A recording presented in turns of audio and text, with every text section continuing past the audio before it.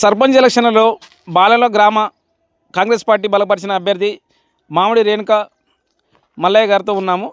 Madam చెప్పండి, మీరు సర్పంచ్ అభ్యర్థిగా నిలబడ్డారు కదా కాంగ్రెస్ పార్టీ నుంచి. మీరు గెలిస్తే మీరు మీ ప్రజలకు ఏం చేస్తారు? ఊరి ప్రజలకి అందరికీ, గ్రామ పెద్దలందరికీ నమస్కారము. నన్ను గెలిపిస్తే నేను ఊరు మొత్తం చూసుకుంటా, సీసీ రోడ్లు వేస్తా, సైడ్ కాలువలు వేస్తా, నిధులు తెప్పిస్తా, ఊరు ప్రజలకే నా సేవ చేస్తా. నేను కష్టపడి బతికినామనే అందరి కష్టాలు తీరుస్తా. అందరికీ నమస్కారం. మీ ఊళ్ళో ఇంకేమేమి సమస్యలు ఉన్నాయి? మామూలుగా మీరు అభివృద్ధి చేసేది ఏమేమి ఉన్నాయి? కోతుల సమస్యలు ఉన్నాయి, కుక్కల సమస్యలు ఉన్నాయి, అవి కూడా నీళ్ళ సమస్య ఉంది, వాటర్ సమస్య. పింఛన్లు అనేవి చాలా వరకు వితంతు పింఛన్లు అనేవి చాలా వరకు ఇప్పటి వరకు రాలేదు, అప్డేట్ కాలేదు కొత్త పింఛన్లు. ఇప్పుడు మీరు రాగానే పింఛన్లు తెప్పిస్తా, ఇండ్లు తెప్పిస్తా, పింఛన్లు తెప్పిస్తా అందరికి.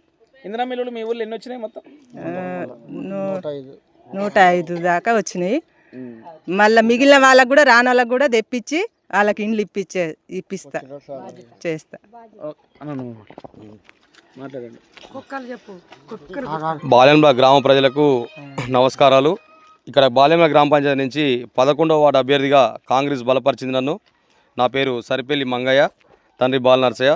ఇక్కడ గ్రామ సర్పంచ్ అభ్యర్థిగా మామిడి రేణుక మల్లయ్య గారు పోటీ చేయడం జరుగుతుంది.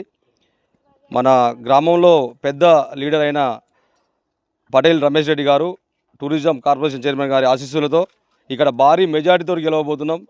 ఇక్కడ తాతగారు అమ్మమ్మ గెలిచినాక రేణుక గారు గెలవగానే ఉన్న ప్రతి ఒక్క సమస్య, నీళ్లు కానీ, డ్రైనేజ్ సమస్య కానీ, అవసరమైతే ఒక కాడ రోడ్లు ఇరుక్కున్న కాడ అండర్ గ్రౌండ్ కూడా డ్రైనేజ్ చేస్తామని ఈ సభాముఖంగా మీకు తెలియజేస్తున్నాం పత్రికా ప్రకటనతోటి. ఇంకా గ్రామ పంచాయతీకి సంబంధించిన పారిశుద్ధ్య కార్మికులు ఈరోజు మల్టీపర్పస్ వర్కర్లు చాలా ఇబ్బంది పడుతూ, కాలువలు ఎక్కువ ఉన్నాయి, వాళ్ళ సంఖ్య తక్కువ ఉంది.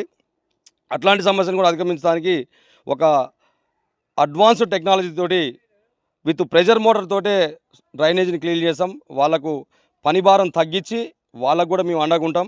ప్రతి ఒక్క సమస్యను కూడా చాకచక్యంగా ఉన్న గవర్నమెంట్ తోటి నిధులు వచ్చేటట్టు, ఇండ్లు వచ్చేటట్టు, పెన్షన్లు కూడా ఇప్పటి వరకు ఒక అధికార యంత్రాంగం గ్రామ స్థాయిలో లేకపోవడం వల్ల ఆగినాయి. దీన్ని కలెక్టర్ దృష్టికి తీసుకుపోయి ప్రతి ఒక్కరికి కూడా అర్హులైన వాళ్ళకి పెన్షను, ఇండ్లు నిర్మించి గ్రామ స్వరాజ్యం బాగుపడేలా అందరికీ సహాయ సహకారం అందిస్తూ ఇక్కడ మేము పనిచేస్తామని పత్రికా ప్రకటనగా తెలియజేస్తున్నాం.